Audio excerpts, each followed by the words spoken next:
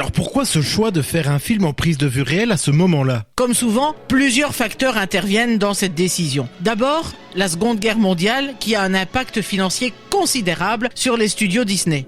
Beaucoup de leurs marchés internationaux, notamment en Europe, ont été fermés pendant le conflit. Très naturellement, une fois la guerre terminée, Disney tente de reconstituer ses finances. Mais l'Angleterre a décrété une loi interdisant de rapatrier les recettes des films à l'étranger. Donc, Disney ne peut pas sortir d'argent du Royaume-Uni. Exactement, et c'est ce qu'on appelle les fonds bloqués. Walt va alors trouver une solution astucieuse. Utiliser cet argent pour produire des films directement en Angleterre.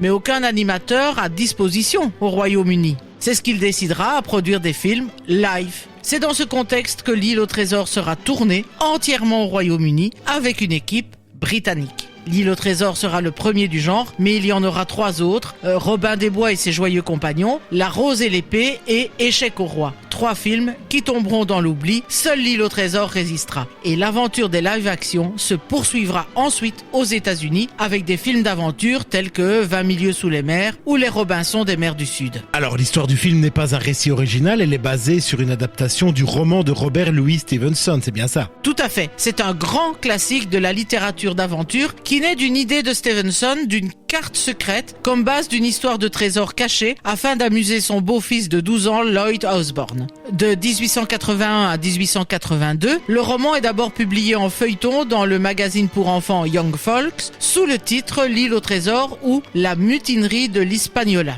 sous le pseudonyme de Capitaine George North. Le texte remanié sera ensuite publié pour la première fois en livre le 14 novembre 1883. Cette œuvre, fondatrice du genre pirate, raconte l'histoire du jeune Jim Hawkins qui découvre une carte au trésor et embarque pour une aventure en mer où il rencontrera le fameux Long John Silver, un personnage devenu archétypal du pirate à jambes de bois.